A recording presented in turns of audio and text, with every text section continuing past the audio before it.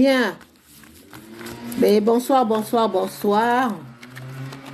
Il y a longtemps que je n'ai pas fait de direct parce que j'aime bien écrire, mais là, ben, je pense que je dois m'adapter à ce qui se fait actuellement, faire des directs également pour partager mes idées et échanger avec vous, échanger avec les le monde entier, donc mes amis du monde entier, mes amis d'Afrique et mes amis du Congo-Brazzaville, mes frères, mes sœurs et tous ceux qui viennent bien me suivre. Donc là, je pense qu'on va on va commencer à échanger sérieusement. Et j'ai une association qui travaille, que nous avons créée depuis 2016. Et cette association va changer de nom. Donc, je reviendrai justement sur cette question de changement de nom. Donc, l'association, c'est ACRD Congo. Oui, bonjour Reine Balkis. Bon, de l'Église catholique congolaise. C'est le premier point. Et le deuxième point, les indépendances. Il y a beaucoup de choses qui sont dites concernant, pour nous au Congo-Brazzaville, concernant l'Église catholique, parce que j'ai partagé la procession mariale du dimanche dernier, et j'ai eu beaucoup de critiques, beaucoup de compatriotes du Congo-Brazzaville qui ont contesté, qui ont donné leurs avis, qui n'étaient pas contents, qui attendent que l'Église fasse le changement au Congo-Brazzaville. Alors là, je reviens sur ça justement et j'en parle rapidement parce qu'il y a eu beaucoup de remarques. J'ai reçu des coups de fil, j'ai reçu des textos où les gens parlent de l'Église catholique qui est corrompue. Voilà, qui est corrompu. Là, justement, je parle de cette église catholique congolaise. Oui, bonjour. Alors, je Bonsoir, pense que... Oui, bonsoir. Alors, vous êtes... ça Je ne vois va? pas votre nom. Oui, ça va, et vous? On parle arabe? Ah non, non, français et anglais, un peu anglais. Mais je vous reprends parce que la Mais thématique moi, d'aujourd'hui, je pense que vous pouvez descendre, hein, je pense. Parce que je parle de l'Église catholique aujourd'hui merci. et je parle du Congo-Brazzaville. Voilà, donc le Moi, parle Congo-Brazzaville, arabe. c'est là. Ouais, mais là, je ne peux pas échanger avec vous aujourd'hui. Une autre fois. Merci. Moi, parle arabe, algérien. Oui. Alors. Algérien, oui. Il faut Walid le faire. algérien, moi, parle Oui, arabe. oui, oui, oui, oui, oui, tout à fait, tout à fait. Mais je vais débattre de quelque chose, je pense, qui ne vous concerne pas. Et je vous demande si vous pouvez descendre, ça serait une bonne chose. OK? Oui, oui. Voilà, parce que je vais parler de l'Église catholique. Merci, au revoir. Merci. Bye Au bye. revoir, la prochaine fois. Bye, bye. Ah, Bye, Walid. merci. Une autre fois. Bye. Merci. Bye. Alors, je reviens. Notre thématique d'aujourd'hui, voilà, ben, c'est le début, hein. Voilà, ça arrive, hein, et voilà. Donc, je parlais de l'Église catholique congolaise parce que la question qui m'a été posée, voilà, le Congo va mal et l'Église catholique ne fait rien et les Congolais attendent que l'Église catholique fasse quelque chose. Mais l'Église catholique fait déjà beaucoup de choses pour le Congo-Brazzaville. L'Église catholique fait déjà beaucoup de choses pour cette population qui souffre au Congo-Brazzaville, qui croupit dans la misère au Congo-Brazzaville. Donc, il faut savoir que l'Église, c'est une institution parmi tant d'autres. Donc, parmi tant d'autres. Et vous savez que chaque institution a ses missions. Donc, l'Église ne peut pas se substituer au gouvernement, ce qui relève des missions d'un gouvernement. L'Église ne peut pas se substituer à l'opposition. Ce qui relève de l'opposition et des partis politiques ne concerne pas l'Église, même si l'Église peut donner son avis justement sur la situation du pays. Mais les missions de l'Église sont claires. Sont claires. Donc, suite à la procession mariale, il y a des Congolais qui sont venus critiquer l'Église catholique, qui ne fait rien, le peuple congolais qui attend le changement. Mais moi, j'applaudis ce que l'Église fait. Parce qu'aujourd'hui, l'Église, quand j'ai vu cette foule marcher, cette foule sortir de leur maison de Brazzaville, dans Brazzaville pour marcher pour la procession mariale, c'est quelque chose d'important. L'Église donne de l'espoir. Donne de l'espoir aux familles, à nos familles qui se battent. L'Église donne de l'espoir justement à nos parents pour qu'ils se lèvent le matin, pour qu'ils se battent pour trouver de quoi nourrir leur famille, de quoi nourrir leurs enfants qui, pour la plupart, parfois, qui ont des diplômes et qui sont au chômage depuis de longues années. Ces familles qui se battent pour se nourrir, pour se soigner dans un pays où il n'y a pas des premiers soins, il n'y a rien. Ces familles qui se battent pour le manque d'eau potable, la difficulté d'avoir de l'eau potable, pour la difficulté d'avoir de l'électricité stable, la difficulté d'avoir des écoles correctes, hein, parce que vous savez, je reviens toujours sur le cas du pool. Dans le pool, jusqu'aujourd'hui, il y a encore des enfants qui ne vont pas à l'école, qui ne vont plus à l'école.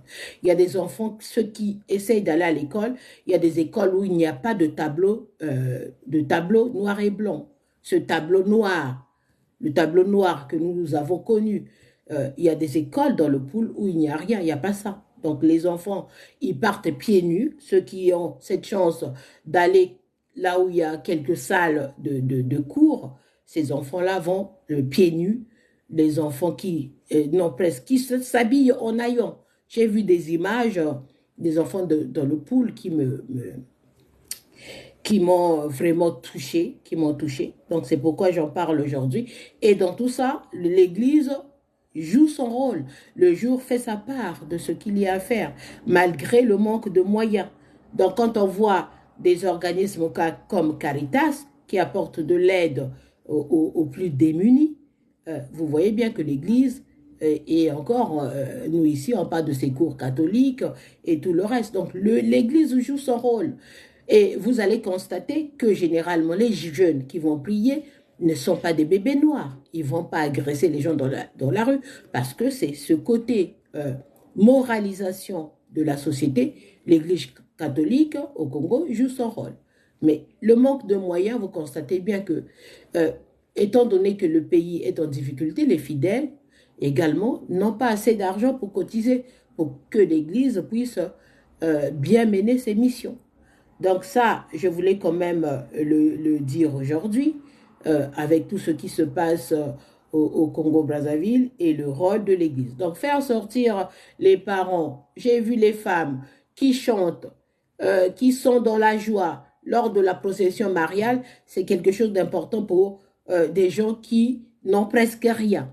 Les voir sortir, marcher, comme j'ai vu là, moi, de mon côté, c'est un espoir de voir ces gens-là se prendre en charge. Rien que sortir, marcher avec l'Église pour la procession mariale, c'est quelque chose d'important. Et je reviens quand même sur ceux qui critiquent l'Église catholique, parce qu'on a bien vu au Congo, Brazzaville, fleurir le renouveau, les évangélistes un peu partout. Hein. Mais on voit bien que dans ces structures-là, généralement, les pasteurs, ils vont pour s'enrichir. Et en contrepartie, qu'est-ce qu'ils font? Pas grand-chose pour les populations. Mais ce n'est pas le cas de l'Église catholique. Je me rappelle bien l'année dernière, je pense que c'était l'année dernière, quand l'archevêque de Brazzaville est venu nous rencontrer à Paris, et il a justement parlé de ce manque de moyens de l'Église. Et il nous avait demandé, nous, de la diaspora congolaise, de contribuer, de faire un effort pour aider l'Église catholique dans ses missions. Et ce jour-là, il y a eu un panier, justement, qui a circulé. Et pour collecter, justement, de l'argent, c'était de l'argent, normalement, qui était destiné pour aller installer le cardinal à la montagne. Donc, vous connaissez bien, à Brazzaville, là où se trouve la montagne du cardinal Émile Diayenda, là où nos mamans, nos sœurs, nos frères de l'Église catholique vont prier. Et ce jour-là, à la fin de la messe, il y a eu un panier ou des paniers qui ont circulé pour que ceux de la diaspora mettent un peu d'argent dans ce panier pour cotiser. Et qu'est-ce qui s'est passé? Qu'est-ce qu'on a constaté? Justement, à la fin de cette quête, on a constaté, justement, l'archevêque lui-même a voulu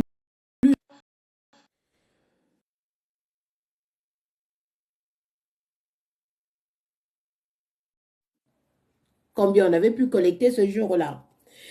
Et je vous assure que là où j'étais, j'avais honte. J'avais honte de...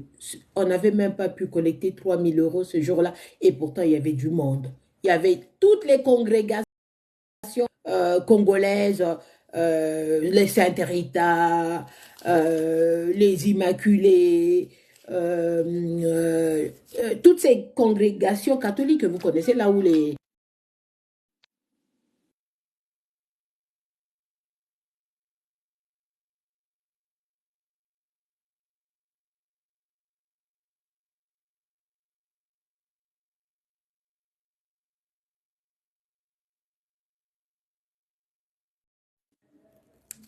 Voilà, désolé pour ce contretemps. Bon, c'est toujours ça. Hein.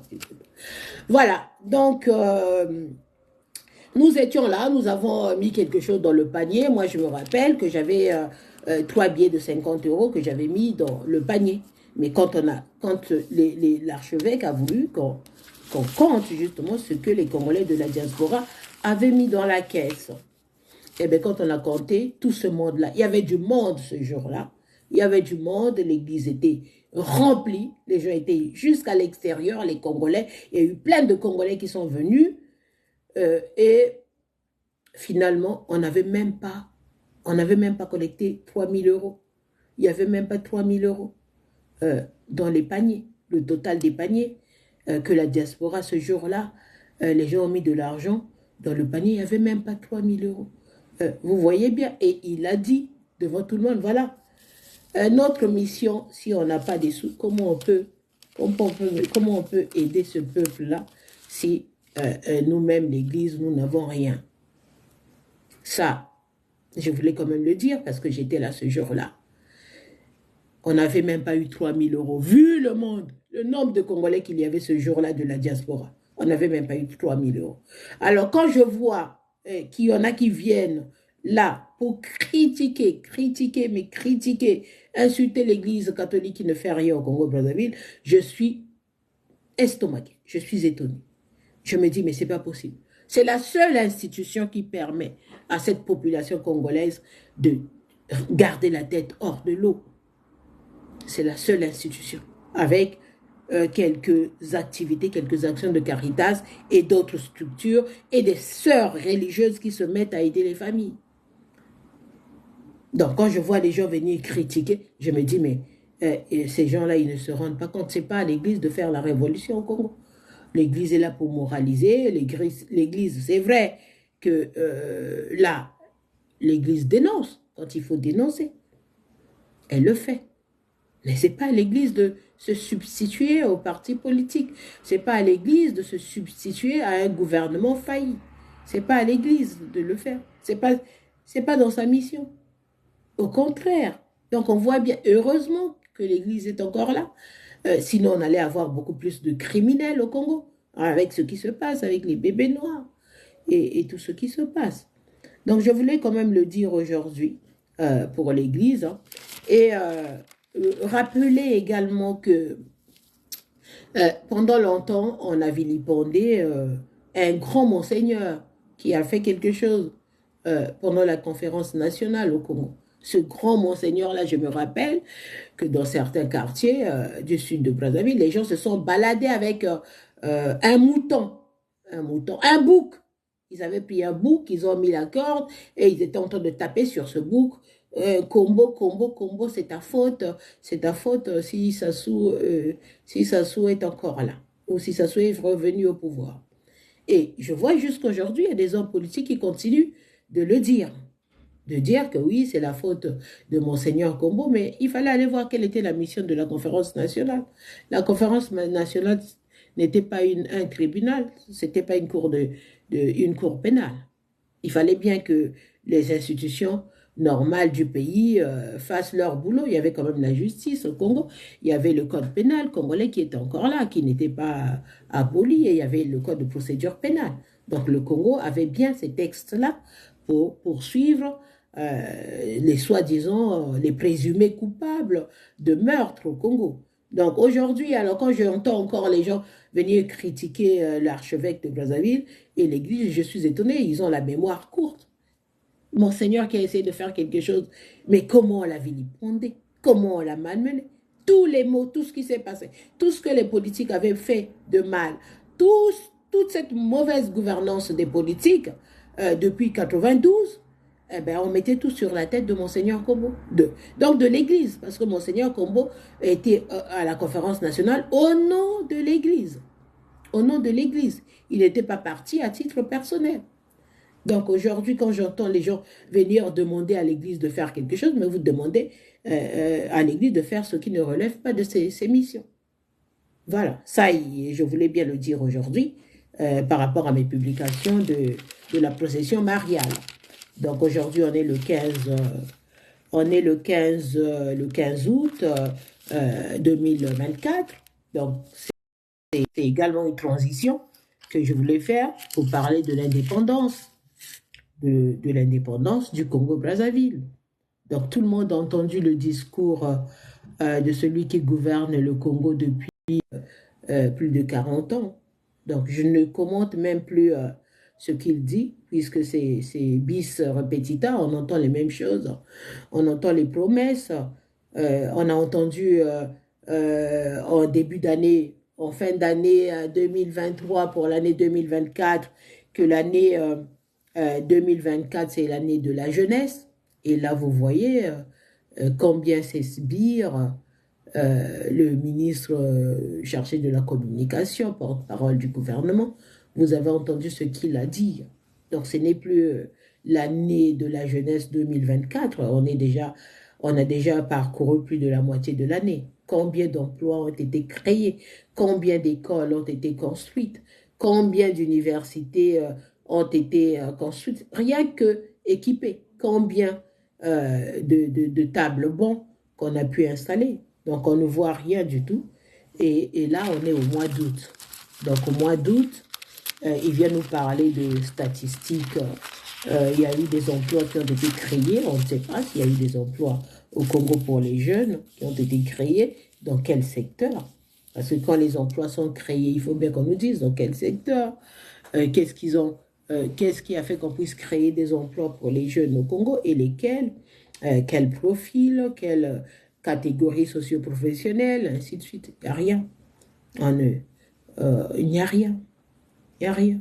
Donc c'est encore des discours, mais nous, moi personnellement, je le sais, qu'il n'y a rien à attendre de ce système dictatorial. Le monsieur, il est là pour lui.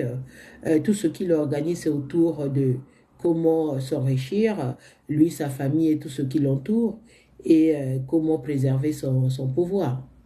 C'est tout ce qu'il organise au pays, mais le pays est totalement à l'abandon. Donc, il n'y a pas de... C'est un gouvernement failli. Il n'y a rien qui fonctionne correctement. Les hôpitaux, il n'y a rien. Il n'y a pas grand-chose. Les gens meurent comme pour un rien, pour 500 francs de médicaments qui manquent pour le paludisme. On meurt pour rien. Mais c'est catastrophique. C'est catastrophique. Voilà. Donc, les emplois qu'on va créer dans un pays où je ne sais pas s'ils ont créé des entreprises, quel type d'entreprise, dans un pays où il n'y a même pas les préalables, les prérequis ou les fondamentaux pour qu'il y ait un début de construction d'entreprise. Vous n'avez pas d'électricité stable, vous voulez construire combien d'industries avec un pays qui n'a pas d'électricité stable? Vous allez construire combien d'hôpitaux dans un pays où l'électricité, c'est tout un problème, l'eau potable, c'est encore plus grave. Et dans tout ça, le Congo-Brazzaville est assis sur le plus gros bassin, le bassin du Congo, hein, le plus gros bassin d'eau du monde. Hein, les plus gros ou les plus grands, hein, à côté de l'Amazone. Donc vous voyez bien que nous sommes assis sur l'eau au Congo-Brazzaville, mais nous manquons de l'eau potable. Et dans les grandes villes, hein, je parle des grandes villes. Alors quant à la campagne, c'est pas la peine. Là, je parle que des grandes villes. Donc une grande ville comme Brazzaville, vous voyez des gens encore avec des bidons jaunes pour aller chercher de l'eau. Alors tout ça, l'Église fait beaucoup, hein, dans ce domaine pour aider les familles, pour aider ces familles en difficulté. Voilà. Donc je voulais quand même le dire, hein. Donc il faut que chacun puisse prendre sa responsabilité, ses responsabilités à son niveau. On ne peut pas attendre tout des autres. Et c'est ce que les Congolais ont tendance à faire. Chaque fois que quand quelque chose ne va pas et qu'on veut parler, on cherche les coupables ailleurs, on accuse les autres. Et parfois, soi-même, on n'a rien fait, mais on accuse les autres qui ne font rien, alors qu'on est également tous dans la même situation. Nous ne faisons rien tous. C'est ça. Nous ne sommes pas organisés. Voilà. Ça, il faut le dire. Nous ne faisons rien et nous ne sommes pas organisés. Alors, je pense que là, je vais passer à l'indépendance. Hein. Donc, l'indépendance du Congo, hein, qui a été proclamée le 15 août, on est le 15 août en 1960. Et cette indépendance a été, c'est la suite, hein, de tout ce qui s'est passé après la Seconde Guerre mondiale. Donc, il y a eu beaucoup de contestations et sous l'impulsion de Gaulle, hein, avec son ministre, M. Debré, à l'époque, on a élaboré un planning de reconnaissance. Hein. Pour moi, c'est la reconnaissance, en fait, de ces territoires qui n'étaient pas avant des États. Hein. C'est pour leur reconnaissance comme État indépendant. Et ces États-là, mais c'était que des territoires, c'était que des petits villages.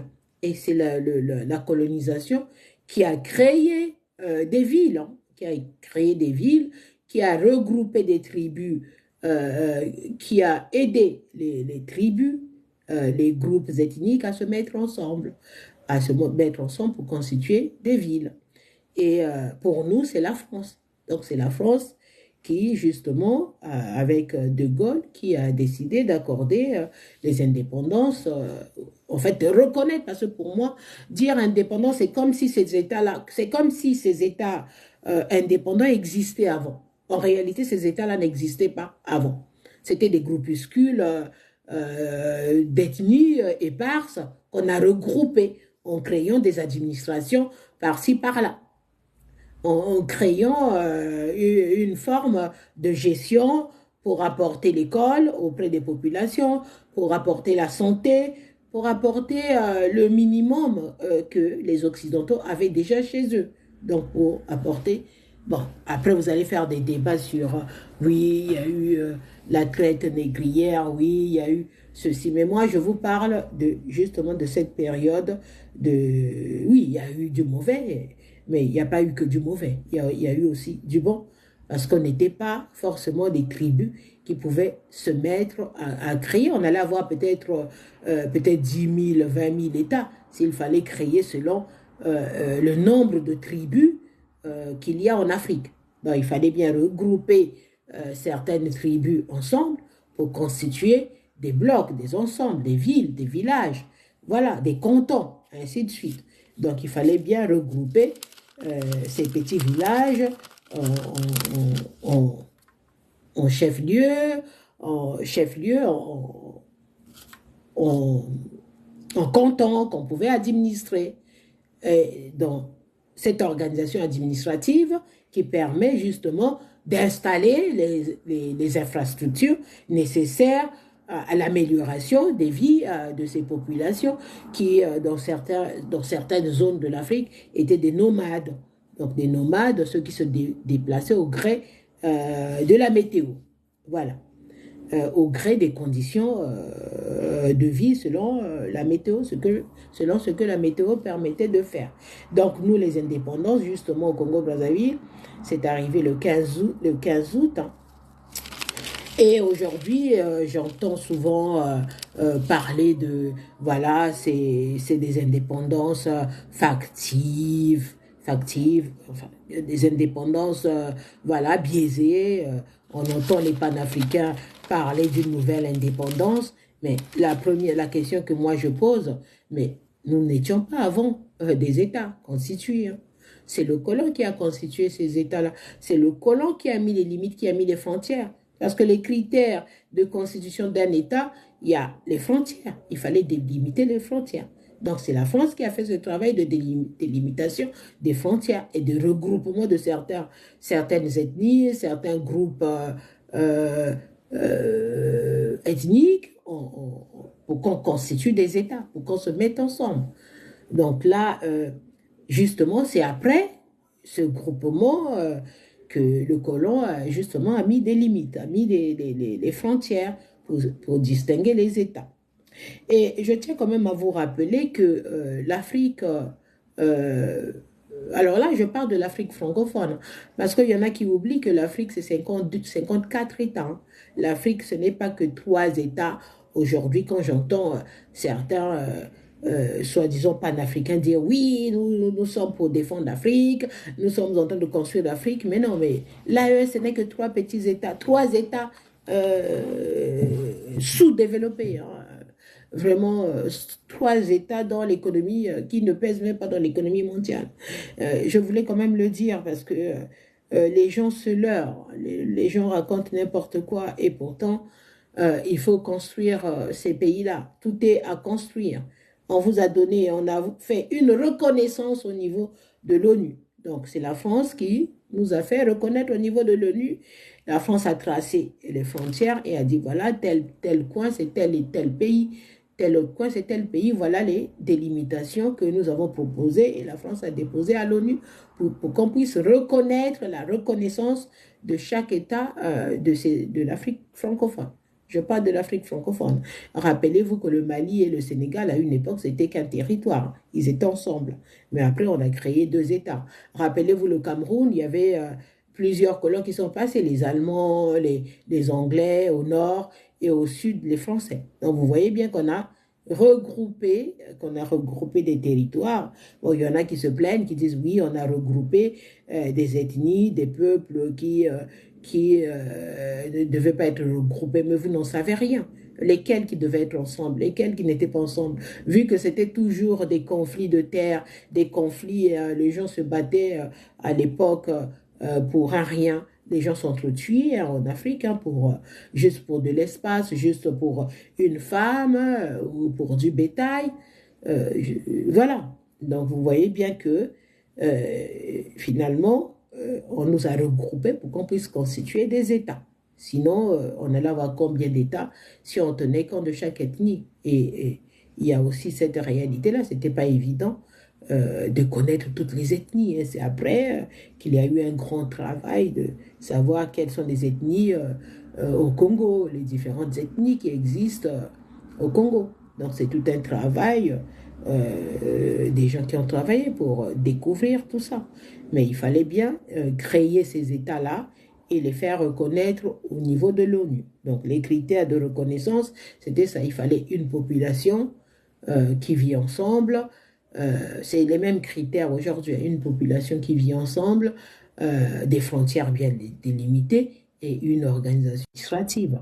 Voilà, une organisation administrative interne. Donc voilà les indépendances du Congo, l'indépendance du Congo et des autres justement États aujourd'hui. Mais cette indépendance, je tiens quand même à vous dire que l'Afrique n'est pas le seul continent qui a connu euh, la colonisation. La Chine. Donc la Chine, jusqu'au milieu du XXe siècle, la Chine est une colonie occidentale. Donc il y a eu une colonie occidentale en Chine, colonie occidentale et japonaise. Donc vous voyez bien, jusqu'au milieu du XXe siècle.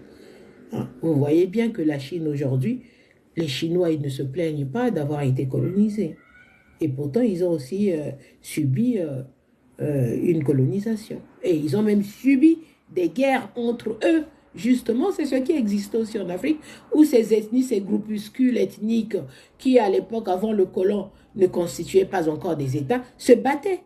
Donc c'est pareil, la Chine, il y a eu des guerres de clans en Chine, hein, des guerres entre les populations qui se battaient pour le pouvoir en Chine, avant que le colon, les Occidentaux ne viennent justement coloniser la Chine.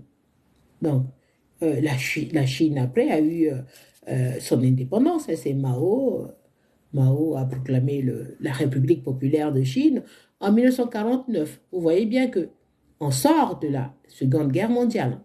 Donc, vous voyez bien que la Chine devient euh, un État indépendant, proclame son indépendance en 1949. Donc, à la sortie de la guerre. Donc, on sort de la Seconde Guerre mondiale. Donc, vous voyez bien qu'aujourd'hui, les Chinois ont fait du chemin.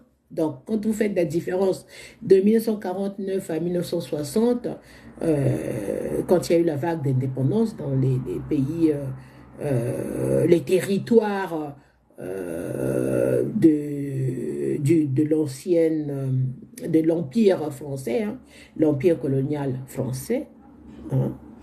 Donc, vous voyez bien que si vous faites la différence, 1960 moins 1949, vous voyez bien combien d'années seulement avant nous que la Chine a eu son indépendance. Mais aujourd'hui, on ne voit pas les Chinois perdre leur temps à réclamer une autre indépendance. Les Chinois travaillent parce que l'indépendance, comme ça se fait dans nos vies, on dit oui, vous devenez indépendant parce que vous gagnez votre vie, vous partez travailler, vous gagnez votre salaire, vous payez votre loyer, vous assurez votre vie, vous pouvez vous soigner avec ce que vous gagnez. C'est ça. C'est exactement la même chose pour les États. Donc l'indépendance des États également. Il faut que les États travaillent pour améliorer, justement, pour consolider cette liberté, cette souveraineté que vous avez. Mais si vous ne travaillez pas pour l'améliorer, ce n'est pas la faute des autres. Les autres vous ont aidé à constituer, à être reconnus comme des États à part entière. C'est à vous d'améliorer. La Chine, c'est pareil. On l'a reconnu après la Chine comme un État indépendant. Et les Chinois travaillent. Alors, parlons même de l'Inde, hein, parce que je fais le parallèle avec l'Inde. Vous savez quelle est la date de l'indépendance de l'Inde? Eh bien, c'est comme nous au Congo-Brazzaville. C'est le 15 août. L'Inde et le Pakistan. C'est le 15 août. Sauf que c'est en 1947, le 15 août comme nous. Et vous voyez l'Inde, comment les Indiens, ben, ils ont lutté, hein, ils étaient quand même sous domination britannique. Hein. Vous voyez? Donc ils ont eu leur indépendance le 15 août 1947. Et nous, on a eu l'indépendance au Congo le 15 août 1960. Donc faites la différence. Ça fait combien d'années d'avance? Pas grand-chose. Si vous mettez 1960 moins 1947, vous avez combien d'années? Vous avez 13 ans. Juste 13 ans de différence. Donc 13 ans plus tard, hein, si je compte bien, oui, c'est ça. 13 ans plus tard, dans 10 mois, c'est reste 3. 13 ans plus tard, ouais, c'est ça, oui, 13 ans plus tard, eh ben, nous avons notre indépendance après celle de l'Inde. Et euh, l'Inde, c'était le même ensemble, c'était un même ensemble avec le Pakistan. Et on a proclamé l'indépendance de deux États, l'Inde et le Pakistan. Donc, un grand ensemble qui a donné deux pays, l'Inde et le Pakistan. Mais les gens ne se plaignent pas, voilà, qu'on nous a délimité les frontières mal établies. Non, deux États sont nés de cet empire qui existait avant le colon, avant la colonisation britannique. Donc, les Britanniques sont arrivés, voilà, vous avez votre indépendance, mais on a constitué deux États. Le 15 août 1947, il y a eu deux États, l'Inde et le Pakistan, qui sont nés, reconnus au niveau de l'ONU. L'ONU, cette organisation qui venait d'être créée à la fin de la Seconde Guerre mondiale, justement, pour empêcher qu'il y ait une autre grande guerre mondiale. Voilà, c'était la mission de l'ONU. Faire de telle sorte que le monde puisse vivre en paix, que tous les peuples du monde puissent vivre en paix, puissent travailler en harmonie. Donc, l'Inde a eu son indépendance le 15 août 1947, comme nous, le 15 août 1960. 13 ans plus tard, nous, on a eu l'indépendance. Mais quel est l'état de nos pays? Quel est l'état de la situation du Congo-Brazzaville? Quel est l'état de l'Afrique francophone? Quand on regarde le Sénégal, quand on regarde le Mali, quand on regarde le Niger, quand on regarde le Burkina Faso, le Bénin, tous ces pays anglophones, quand vous regardez, quel est l'état économique? Comment on a avancé? Comment les Indiens font? Comment les Pakistanais, malheureusement, il y a eu des guerres au Pakistan et tout ça, mais l'Inde, vous voyez comment les Indiens ont évolué, les Indiens ont travaillé, ils ne sont pas là à se plaindre de l'ancien colon, alors qu'ils ont souffert, ils ont énormément souffert avec les Britanniques. Il y a eu des massacres en Inde avec les Britanniques. Il y a eu les gens se sont tués, tués entre les Britanniques et les Indiens. C'était très dur. Mais aujourd'hui, les Indiens, ils travaillent. Parce que l'indépendance, on devient indépendant quand soi-même on commence à s'assumer. Et pour s'assumer, ben, il faut travailler. Il faut travailler. C'est comme un individu. C'est comme une personne, un jeune qui grandit, qui se forme. Il apprend un métier. Après, il trouve un emploi. Après, il a les moyens pour s'installer, créer sa famille, fonder sa famille, faire des économies, construire sa maison. C'est ça, l'indépendance, c'est exactement la même chose pour un État. Il faut qu'on travaille pour que ces pays-là, pour que nos pays puissent émerger. Mais le chemin que ça prend, l'éducation est faillie, c'est la faillite. L'éducation, c'est la faillite. Aujourd'hui, quand on va dans les réseaux sociaux, qu'est-ce qu'on voit? Il y en a qui applaudissent les putschistes, alors que ces putschistes violent les textes de l'ONU qui interdisent les coups d'État des présidents élus. Et moi, ce qui m'étonne le plus, c'est voir les compatriotes congolais qui ont vécu le putsch de Denis Sassou Nguesso en 1997 et qui soutiennent les putschistes. Et je les vois. En plus, ils se disent des hommes politiques. J'ai dit, mais c'est pas possible, vous ne pouvez pas soutenir les putschistes de l'Afrique de l'Ouest et vous battre, chercher à faire partir Sassou Nguesso. C'est la même chose. Sassou Nguesso est arrivé par putsch et il est là, il se maintient de putsch en putsch. Peu importe quelle forme ça prend. Il se maintient là par la force, vu qu'il tue chaque fois qu'il y a la révolte. Hein, tout le temps, il tue. À chaque élection, fausses élections, hein, puisque les élections au Congo, c'est pas vraiment des élections démocratiques, vu que les critères des élections démocratiques ne sont pas réunis hein, au Congo-Brazzaville. Donc, vous voyez bien qu'on est encore là, mais on va soutenir encore les putschistes. Donc ça, je voulais aussi en parler quand même. Hein. Je voulais aussi dire, parce que j'ai partagé un document de Senghor qui parle de la France. Oui, la France a connu aussi son épopée de colonisation. La France n'était pas la France d'avant. La France a reçu des influences des Romains, des Grecs. Voilà. Et d'ailleurs, tous les textes, même beaucoup de textes juridiques qui sont élaborés, le droit canon, comme on dit, une bonne partie venait de Rome. Et Rome, c'est pas, voilà, c'était pas Rome, c'est pas la France. Vous voyez bien que eux également, ils ont hérité, ils ont pris ce qui était bien pour eux, la langue française a bien des origines diverses et variées. Voilà, des langues qui étaient avant. Donc, vous voyez bien que les autres, ils avancent. La France également a été gérée comme une colonie, ça on ne le dit pas souvent, mais entre 1940 et 1944, quand les Allemands ont occupé la France était gérée comme une colonie par les Allemands. Ça on ne le dit pas clairement. Il y avait combien? Il y avait au moins 1100 administrations euh, 1100 administrations allemandes en France. Ce sont les Allemands qui administraient la France. Comme ce qui s'est passé, on a Afrique équatoriale française et l'Afrique, l'autre Afrique, l'Afrique de l'Ouest. Voilà. Donc il y a eu la France également, pendant cette occupation de 1940 à 1944, a été gérée comme une colonie. On ne le dit pas. Elle-même, elle était l'empire colonial. Voilà.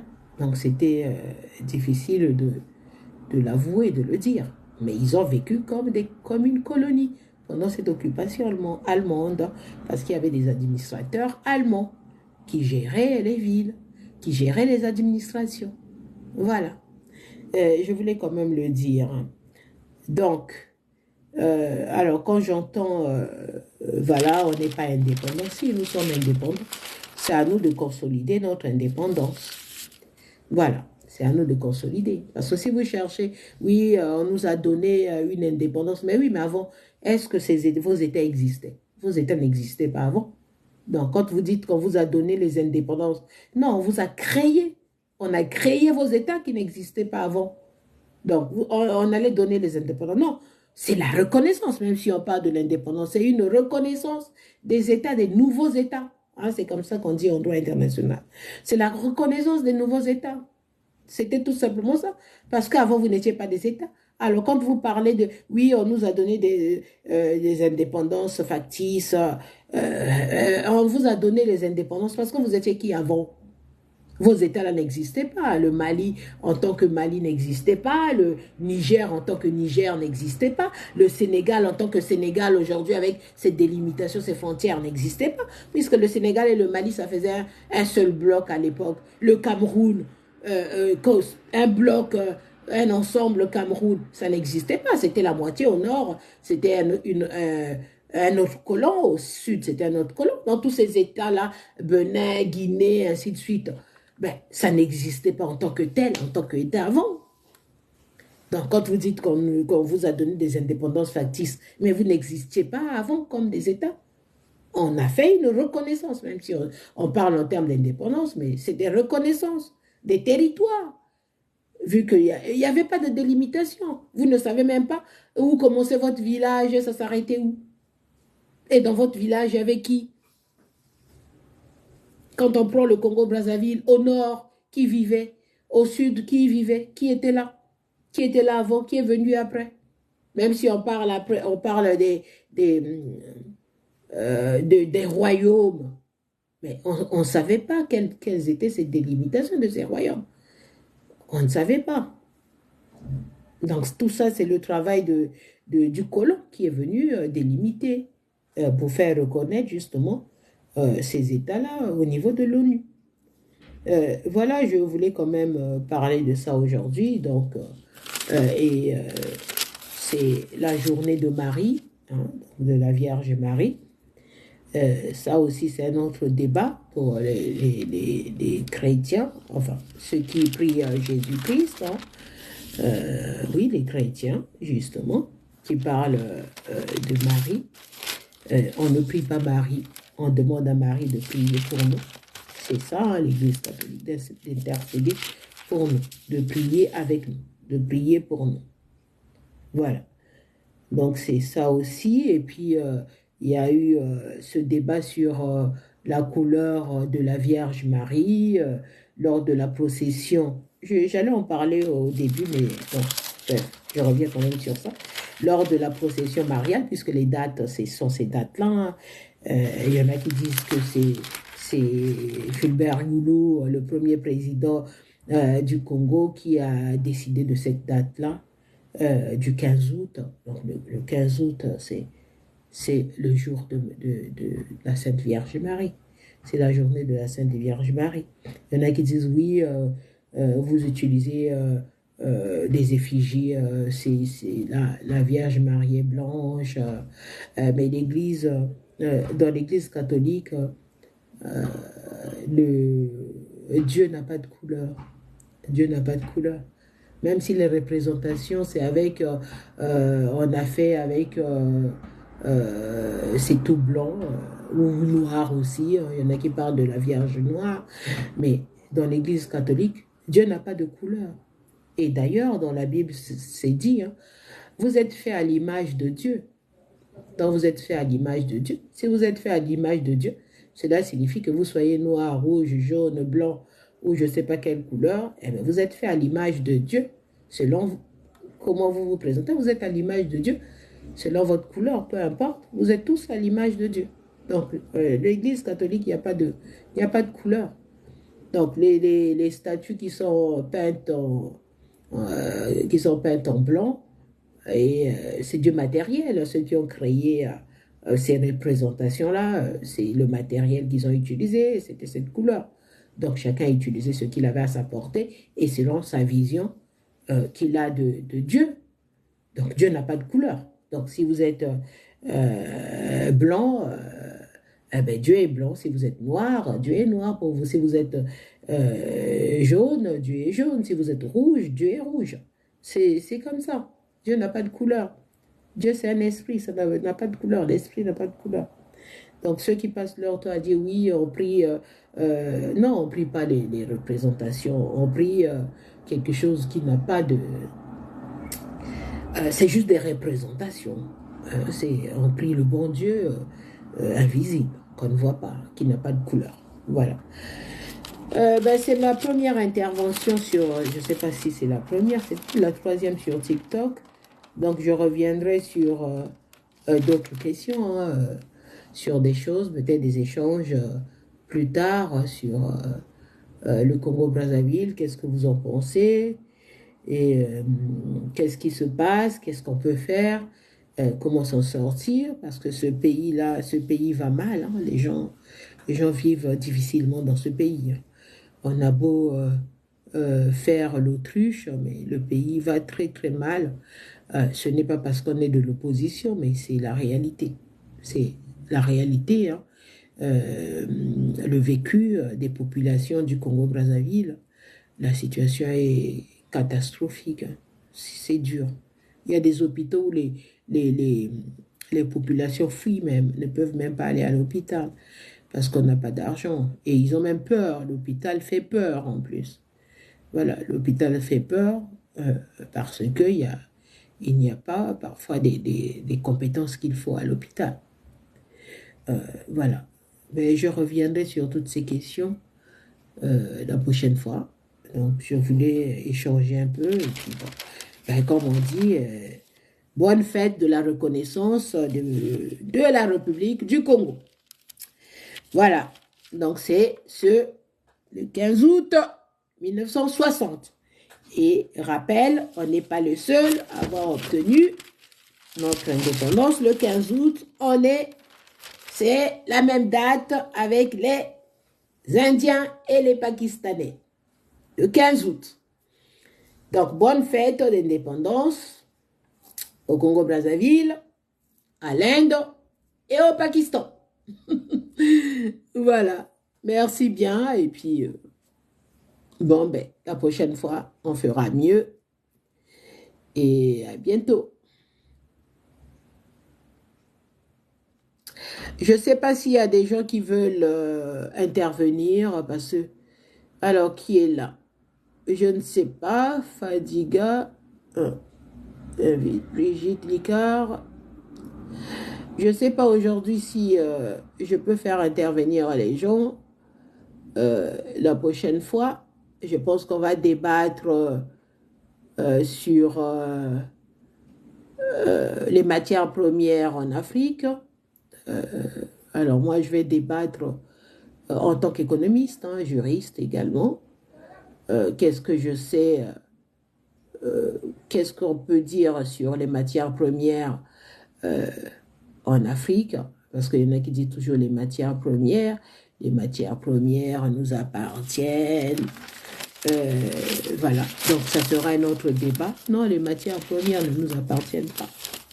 Les matières premières appartiennent à ceux qui ont investi leur argent pour donner de la valeur ajoutée à ces ressources naturelles.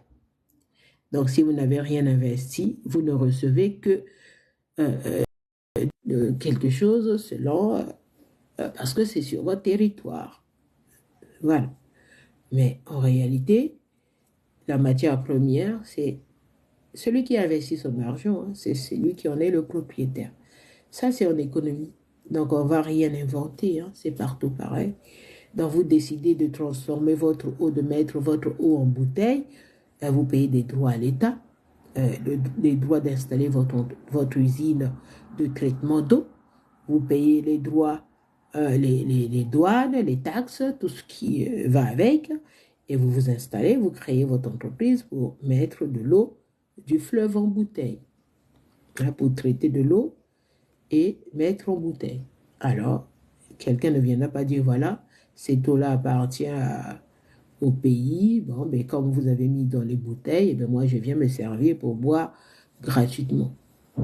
Voilà. On reviendra là-dessus pour être plus clair. Donc, les indépendances, oui, c'est des mots, c'est une extrapolation. Ces États-là n'existaient pas avant. C'était plutôt des vagues de reconnaissance des États au niveau de l'ONU. Et pour reconnaître un État au niveau de l'ONU, il faut qu'il y ait une frontière, des frontières bien définies, il faut qu'il y ait une population, un territoire et une organisation. C'est pourquoi il y a eu des présidents. Des premiers présidents qui ont débattu. Nous, au Congo, c'est Fulbert Yulu qui a été le premier président de la République du Congo. Donc, il fallait tous ces symboles, créer un drapeau, créer l'hymne national, voilà, mais récupérer justement ces administrations que le colon avait installées.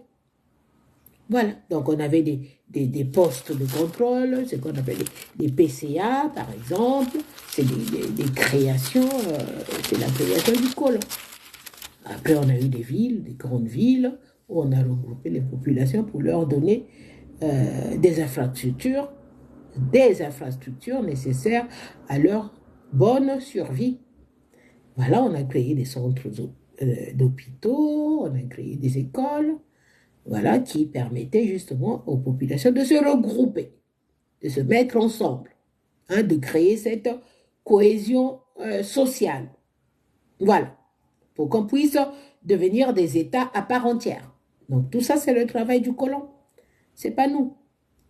Donc il faut aussi reconnaître cela. Il faut travailler pour l'indépendance, pour consolider l'indépendance.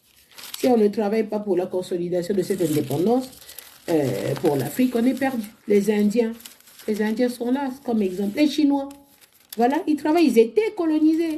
Je ne sais pas pourquoi les Africains oublient ça. Voilà, je viens de parler de l'Inde et du Pakistan, qui ont eu leur indépendance le même jour. Le même jour, le 15 août. 13 ans avant nous. 13 ans, c'est le mot, avant nous.